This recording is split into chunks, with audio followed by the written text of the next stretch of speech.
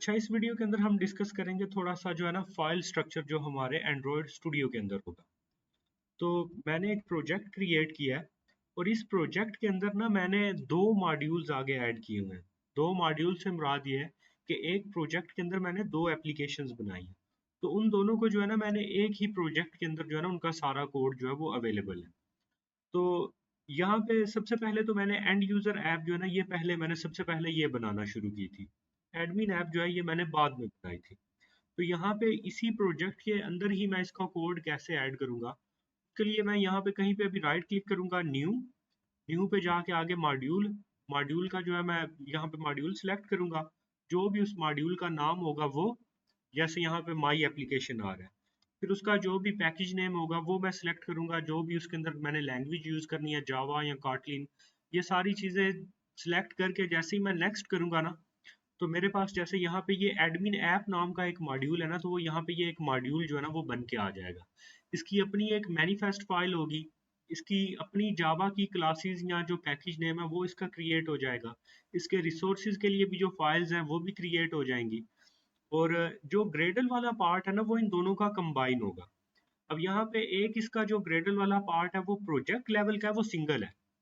और जो module level का जो ग्रेडल है ना वो दो बन गया है। एक एडमिन ऐप के लिए बन गया है, ये आपको नजर आ रहा होगा, और दूसरा जो एंड यूजर ऐप है एक उसके लिए बन गया है।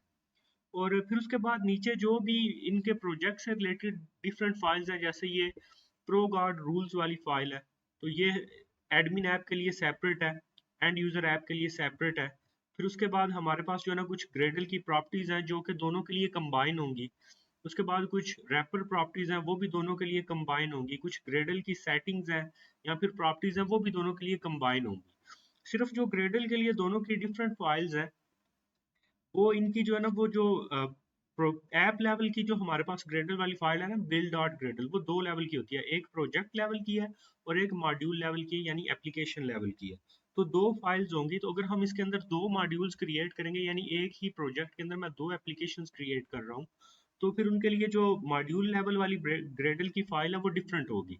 अब ये जो मॉड्यूल लेवल वाली ग्रेडल की फाइल है, इसके अंदर हमारे पास क्या होती है, इसके अंदर हमारे पास यूजली डिपेंडेंसीज होती हैं जो हमने कुछ क्लासेस ऐड की होती हैं अपने प्रोजेक्ट के अंदर यूज करने के लिए। जैसे अगर आप देखो तो यहाँ पे ये मेरे पास एडमिन ऐप है। एडमिन ऐप के अंदर मैंने जो है ना वो फायर बेस की जो क्लासेस हैं वो यहाँ पे लाइब्रेरीज उसकी ऐड की हैं, उनकी इम्प्लीमेंटेशन का जो है ना मैंने पाथ दिया है, तो यहाँ पे वो अवेलेबल है। इसी तरह जो एंड यूजर ऐप है, इसके अंदर क्योंकि ज्यादा कोड है, ज्यादा फंक्शनैलिटीज हैं इसके अंदर, तो अगर आप यहाँ पे देखो तो इसकी जो डिपेंडेंसीज हैं उसके लिए मैंने यहाँ पे ढेर सारी क्लासेस जो है ना वो ऐड की हुई हैं। तो ये दो जो क्लासेस हैं ये डिफरेंट होंगी। अब आगे ये जो प्रो गार्ड रूल्स वाली ये जो हमारे पास फाइल है ना, अब इसमें अगर आप देखो तो यहाँ पे मेरे पास ये जो एंड यूजर ऐप के लिए, अब क्योंकि मैंने इसको प्ले स्टोर पे अपलोड करना था, तो मैंने यहाँ पे कुछ जो प्रो गार्ड रूल्स हैं वो मैंने दिए हुए हैं कि प्ले स्टोर जो है ना वो किन रूल्स को फॉलो करके मेरा जो कोड है उसको कंपाइल या रिकम्पाइल करेगा।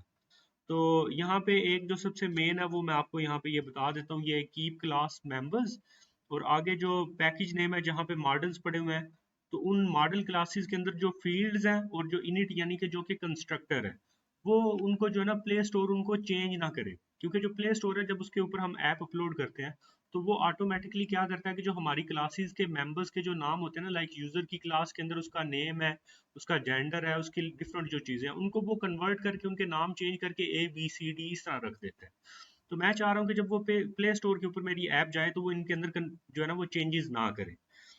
फिर उसके अलावा अगर आप यहाँ पे देखो, अगर हम सेटिंग्स डॉट ग्रेडल के अंदर आए, तो यहाँ पे रूट प्रोजेक्ट नेम जो है, एक तो अगर आप ये चेंज करना चाह रहे हो जो कि यहाँ पे शो हो रहा है ऊपर आपको, ये मेन मेन्यू के साथ यहाँ पे आपको शो हो रहा होगा ये, तो एक तो अगर आपने ये चेंज करना है तो इसके लिए जो है ना ये आप रूट प्रोजेक्ट जो है ना ये चेंज कर सकते हैं, रूट प्रोजेक्ट नेम। जैसे मैंने पहले जो है ना वो नेक्स्ट कोड रखा हुआ था, तो बाद में मैंने चेंज करना था तो मैंने यहाँ पे आके उसको चेंज किया। फिर उसके बाद अगर आप इन मॉड्यूल्स के नाम जो है ना वो चेंज करना चाह रहे हो तो आप वो यहाँ से भी जो है ना ये इंक्लूड से चेंज कर सकते हो। या फिर हो सकता है कि ऊपर आप यहाँ पे कोई एक एक्स्ट्रा मॉड्यूल जो है वो ऐड करो, लाइक एडमिन ऐप जैसे मैंने अभी ऐड किया हुआ है। अब इसको मैं डिलीट करवाना चाह रहा हूँ ना, तो इवन दो इसको मैं यहाँ से डिलीट करवा दूँ, ये स्टिल यहाँ पे शो होता रहता है। क्यों शो होता रहेगा? क्योंकि यहाँ पे अभी तक जो है ना ये इंक्लूडेड होगा। तो इसको आप यहाँ से रिमूव करवा सकते हो। देन उसके बाद अब जब ये मेरे पास ये जो जैसे मेरे पास ये एंड यूजर ऐप है, इसके अंदर एक तो ये इसकी मैनिफेस्ट फाइल है। मैनिफेस्ट फाइल के अंदर जो भी हमने परमिशंस यूज करनी है सारी की सारी वो आ जाएंगी। यूजेस परमिशन के टैग से हम जो है ना उनको इंक्लूड कर सकते हैं। उसके अलावा यहाँ पे ये जो ऊपर ही जो मैनिफेस्ट वाला टैग है, यहाँ पे आपने अपना पैकेज नेम, समटाइम्स यहाँ पे इंक्लूड कोई नहीं होता, नए वर्जन के अंदर कोई नहीं होता, तो यहाँ पे आप आके इसको खुद से जो है ना वो इंक्लूड कर देना। प्ले स्टोर पे अगर आपने अपनी ऐप अपलोड करनी है तो उसके लिए ये काफ़ी ज़्यादा हेल्पफुल होगा आपके लिए। फिर उसके बाद ये कि हमारे पास यहाँ पे जो है ना एप्लीकेशन टैग के अंदर जितनी भी हमारे पास जो भी हमने एक्टिविटीज़ क्रिएट की हुई होगी ना, तो वो सारी की सारी यहाँ पे एक्टिविटीज़ होंगी। अब मैंने मल्टीपल एक्टिविटीज़ क्रिएट की हुई हैं, तो अगर उनमें आप सब में देखो तो एक तो ये है कि वो किस डायरेक्टरी के अंदर पड़े हुए हैं, वो नेम के अंदर जो है ना वो डायरेक्टरी के साथ उस एक्टिविटी का जो नाम है वो भी लिखा हुआ है। तो मेरे पास जो मेन पैकेज नेम है उसके अंदर आगे प्रेजेंटर्स डायरेक्टरी, देन उसके बाद आगे एक्टिविटीज वाली डायरेक्टरी के अंदर जो ये अबाउट एक्टिविटी है ना ये वहां पे पड़ी हुई है। फिर उसके बाद आगे ये एक्सपोर्टेड फॉल्स है। ये फॉल्स क्यों है ये मैं आपको बाद में बताता हूँ। साथ में इसके ऊपर अगर मैंने कोई थीम अप्लाई करना है तो मैंने स्टाइल्स वाली फाइल के अंदर जो है ना थीम क्रिएट किया हुआ है इस नाम से, थीम डॉट सॉल्व प्रोग्रामिंग के नाम से। तो वो थीम जो है ना वो यहाँ पे मैंने अप्लाई किया हुआ है। अब आगे ये जो एक्सपोर्टेड वाला है ये मैं आपको बताता हूँ। अब ये कुछ ये वो एक्टिविटीज हैं जो मैंने जो है ना वो डिलीट की थी, तो ये स्टिल यहाँ पे अवेलेबल है, तो मैं इनको यहाँ से भी डिलीट कर दूंगा।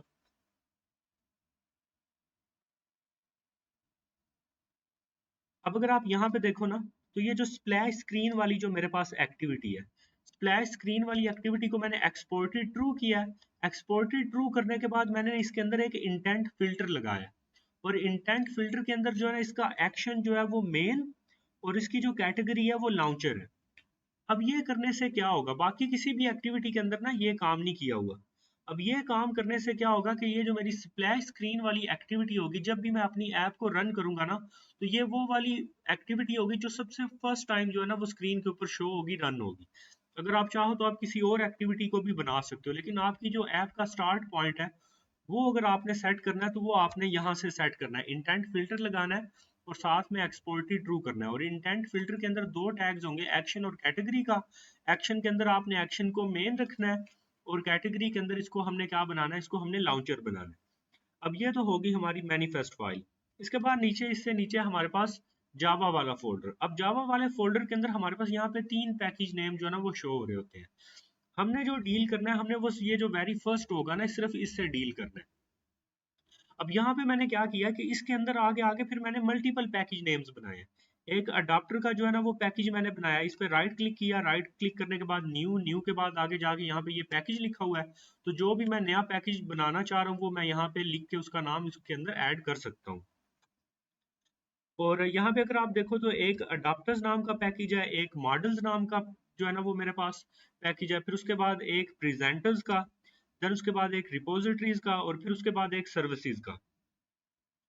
पिछली वीडियो के अंदर अगर आपको याद हो तो मैंने MVP आपको बताया था कि मैं यूज कर रहा हूँ आर्किटेक्चर। तो उसके लिए एक तो फिर जाहिर सी बात है मैं मॉडल्स वाली बनाऊंगा, इसके अंदर जो है वो पैकेज बनाऊंगा।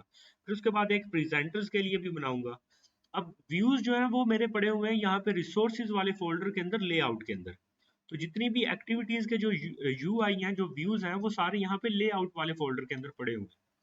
तो अब 3 चीज़ें हो गई। अब मैंने आपको बताया था कि जो मॉडल्स हैं उसके अंदर हम इसको जो है ना वो सेपरेट आउट भी कर सकते हैं, कि एक तो हमारे पास जो है ना वो DTO क्लासेस हो जाए। जैसे सपोज कर ले मेरे पास ये यूज़र नाम की एक क्लास है, तो इसके अंदर यूज़र की ID क्या है, उसका फुल नेम क्या है, उसकी फ़ोटो, उसका ईमेल, उसका फ़ोन नंबर, इस तरह की जो मल्टीपल चीज़ें हैं ना वो इसके अंदर आ रही है। और इससे जो डाटा वाला पार्ट है ना, लाइक जो रिपोजिटरीज जो पार्ट जो है वो डाटाबेस से जो है ना वो लिंक करेगा, वो मैंने रिपोजिटरीज के अंदर जो है ना वो कन्वर्ट कर दिए। अब अगर आप यहाँ पे देखो तो ये यूजर रिपोजिटरी है, और इस यूजर रिपोजिटरी के अंदर जो है ना यूजर से रिलेटेड जितना भी डाटा है ना जो डाटाबेस से आएगा, इसमें मैं आपको कोई एक फंक्शन दिखाता हूँ यहाँ पे। जैसे ये मेरे पास है लोड यूजर डाटा, तो यूजर का जो डाटा फायर बेस से आएगा ना, अगर आप देखो तो उसका ये कोड मैंने लिखा हुआ है, वो फायर स्टोर से उसका डाटा आ रहा है। और वो डाटा जो है ना वो फिर हम जो है ना वो वापस जो है ना उसको किस में कन्वर्ट करके दे रहे हैं, इन द फॉर्म ऑफ जो है ना वो मॉडल क्लास जो हमने यहाँ पे ऊपर ये यूजर की क्रिएट की हुई है, उसमें कन्वर्ट करके जो है ना वो हम आगे रिपोजिटरी को देंगे। तो ये रिपोजिटरीज का कोड जो है वो मॉडल से अलग हो गया। फिर उसके बाद यहाँ पे ये जो ऊपर अडाप्टर्स है ना, ये अडाप्टर्स क्या कर रहे हैं कि अगर सपोज कर लेना मेरे पास मल्टीपल कोर्सेज हैं, मतलब 10-12 या फिर रन टाइम पे हो सकता है कोई भी नंबर ऑफ कोर्सेज आ सकते हैं। तो उन कोर्सेज को जो है ना जब वो मेरे पास प्रेजेंटर के पास आएंगे तो उन कोर्सेज को एक लिस्ट की फॉर्म के अंदर जो है ना यूआई के अंदर रिप्रेजेंट करने के लिए ये जो अडाप्टर्स बनेंगे, एक मैंने जो है ना पैकेज नेम उनके लिए बनाया, जितने भी अडाप्टर्स हैं वो सारे इसके अंदर होंगे। तो एक तो जितना भी मेरा कोड है वो सारा रीऑर्गेनाइज या फिर उसको आप रीस्ट्रक्चर बोल लो वो हो गया। और साथ में अगर आप यहाँ पे देखो तो एक सर्विसेज नाम का भी मैंने जो है ना पैकेज बनाया हुआ है, जिसके अंदर एक इमेज सर्विस नाम की क्लास है। अब क्योंकि मैं जो इमेज की रिप्रेजेंटेशन है डेटाबेस के अंदर वो मैं स्ट्रिंग फॉर्म के अंदर कर रहा हूँ, टेक्सचुअल फॉर्म के अंदर बेस 64 के अंदर कर रहा हूँ। तो मैंने यहाँ पे एक इमेज सर्विस नाम की क्लास बनाई है जिसमें जो इमेज है उसको बेस 64 के अंदर कन्वर्ट करने के लिए और फिर बेस 64 से वापस उसको बिट मैप यानी इमेज के अंदर कन्वर्ट करने के लिए जो है ना फंक्शंस है। मैसेज फॉर्मेटर है जो मैसेज को जो है वो फॉर्मेट करेंगे। फिर उसके बाद प्रोफेनिटी फिल्टर है जो मैसेज में से जो है ना वो जो बैड वर्ड्स है वो फिल्टर करेगा। फिर उसके बाद अथेंटिकेशन से रिलेटेड जो भी सर्विसेज हैं वो है। फिर उसके बाद एक प्रोफाइल का पॉपअप वगैरह मैंने स्क्रीन के ऊपर दिखाना था तो उससे रिलेटेड जो है ना वो एक सर्विस है। तो कोड को मैंने जो है ना वो ऑर्गेनाइज किया हुआ है मल्टीपल जो है ना वो पैकेजेस के अंदर। अब यहाँ पे एक पैकेज जो मेरा ये प्रेजेंटर्स वाला ना इसके अंदर आगे मैंने फिर दो इसके अंदर जो है ना नेस्टेड पैकेजेस बनाए हुए हैं। अब नेस्टेड पैकेजेस में एक एक्टिविटीज वाला है और दूसरा जो है वो फ्रेगमेंट्स वाला है। तो जितनी भी एक्टिविटीज है वो सारी यहाँ पे अलहदा से सेपरेटेड है और जितने भी फ्रेगमेंट्स है वो यहाँ पे अलहदा से सेपरेटेड है। तो मेरा सारा कोड जो है ना वो इंतहाई जो है ना वो स्ट्रक्चर्ड फॉर्म के अंदर है। मुझे कोई भी चीज इसके अंदर से ढूंढनी होगी तो मैं वेरी इजीली जो है उसको ढूंढ सकता हूँ। तो मेरे ख्याल से स्ट्रक्चर के ये ऊपर जावा वाले के बारे में तो आपको अच्छे से समझ आ गई होगी। अब इससे नीचे यहाँ पे मेरे पास ड्रॉएबल्स हैं। इन ड्रॉएबल्स के अंदर मैं जितने भी आइकन्स हैं जो कि मेरे पास जो है ना वो एसवीजी या फिर एक्सएमएल के अंदर होंगे वो सारे मैं यहाँ पे इंक्लूड करूंगा। या फिर कोई आइकन्स है जो मैं कहीं पे दिखाना चाह रहा हूँ या कहीं पे कोई मैं कस्टमाइज्ड बैकग्राउंड लगाना चाह रहा हूँ तो वो मैं इन ड्रॉएबल्स की मदद से लगा सकता हूँ। फिर उसके बाद यहाँ पे ये जो वैल्यूज वाला फोल्डर है ना ये बहुत इंपॉर्टेंट है। वैल्यूज वाले फोल्डर के अंदर हमारे पास एक तो ये स्ट्रिंग्स वाली फाइल है, एक स्टाइल्स वाली फाइल है और एक ये कलर्स वाली फाइल है। उसके अलावा एक यहाँ पे इसके अंदर एक फोल्डर है थीम्स वाला। अब मेरे जो ऐप की जो ओवरऑल लुक है वो बाय डिफॉल्ट जो है ना वो होती है जो एंड्रॉइड की नेटिव लुक है। तो वो कोई इतनी अच्छी नहीं लग रही होती जब हम अपने कस्टमाइज्ड कलर्स जो है ना वो यूज करना शुरू करते हैं। तो आप भी क्या करो अपने प्रोजेक्ट के सबसे पहले तो आप कलर डिसाइड करो। यहाँ पे अपना जो कलर टेम्पलेट है ना वो इस फाइल के अंदर जितने भी कलर्स हैं आप वो डिसाइड करो, उनके जो भी वो हेक्सा डेसिमल वाले कोड लिखने हैं या जो भी लिखना है साथ में उनके जो नाम है वो कलर्स के लिखो। कलर्स डिसाइड करने के बाद आप सबसे पहले अपने ऐप का थीम बनाओ कि आपका जो ऐप है वो दिखेगा कैसा, बैकग्राउंड उसके कैसे होंगे, या फिर ऊपर जो वो नोटिफिकेशन बार के अंदर जो कलर होता है वो उसका कैसा होगा, या फिर नीचे जो नेविगेशन बार होगी उसका कलर कैसे होगा। तो आप सबसे पहले चाहे एआई से बनाओ जहां से भी बनवाओ, ये सबसे पहले आपने अपने प्रोजेक्ट का जो है ना थीम बनाना है ताकि उसकी जो ओवरऑल प्रोजेक्ट की जो लुक है आपकी ऐप की लुक है वो कंसिस्टेंट हो। तो वो सारा काम आपने यहाँ से थीम से करना है। वो मैन्युअली आपने बैकग्राउंड तो लगाने ही है ना सारे, लेकिन जो चीजें मतलब आप वो यूआई से कंट्रोल नहीं कर पा रहे, जैसे वो ऊपर वो नोटिफिकेशन बार के ऊपर वो जो थोड़ा सा एरिया होता है जहां से वो हमें बैटरी वगैरह का जो चीजें नजर आ रही होती है वहां पे कलर क्या होगा, या फिर नीचे जो आपके वो बटन्स होते हैं बैक वाले या फिर होम वाला या फिर रिसेंट वाला, वहां पे जो कलर्स होंगे वो क्या होंगे। या फिर जब आपकी ऐप एक पेज से दूसरे पेज की तरफ नेविगेट कर रही है तो तब जो बैकग्राउंड में कलर शो होगा वो क्या होगा। या फिर अगर आपकी जो ऐप है वो क्रैश कर जाती है और क्रैश के दौरान एक दफा वो स्क्रीन जो है वो ब्लैंक या इस तरह की जो नजर आती है, तब कौन सा स्क्रीन के ऊपर कलर होगा। तो वो सारी चीजें ये थीम से डिसाइड होती है।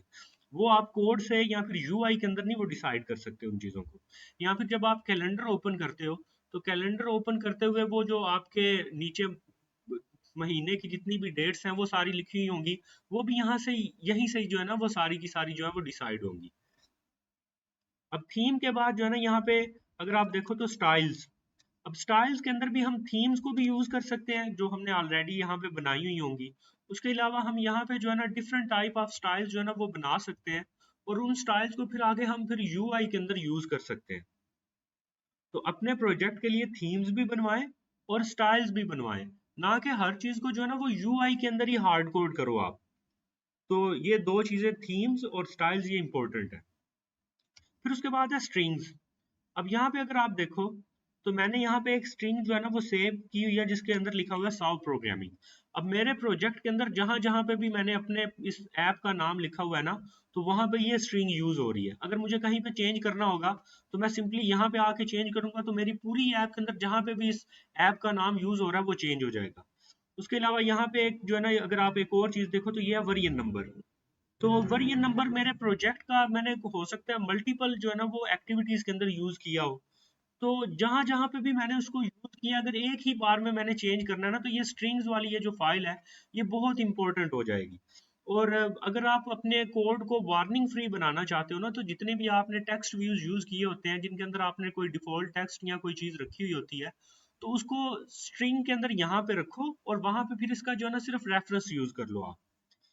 तो आई होप सो इसकी आपको थोड़ी सी जो है ना वो, जो अगर कहीं पे कोई कंफ्यूजन वगैरह थी या कोई चीज जो हो सकता है वाइवा के अंदर सर्वकार पूछ ले, हो सकता है ना कि आपका एक ही ऐप है, आपने एक से ज्यादा नहीं बनाने, लेकिन वो आपसे, क्योंकि आप एज एंड्रॉइड डेवलपर हो तो आपसे एज एंड्रॉइड डेवलपर पूछ सकते हैं कि आपने एक से ज्यादा मॉड्यूल कैसे ऐड करने हैं, एक से ज्यादा जो है ना वो आपने पैकेज नेम्स कैसे ऐड करने हैं, नेस्टेड पैकेज नेम्स जो है वो कैसे बनाने हैं, आर्किटेक्चर के लिहाज से आप इसको कैसे ऑर्गेनाइज करोगे।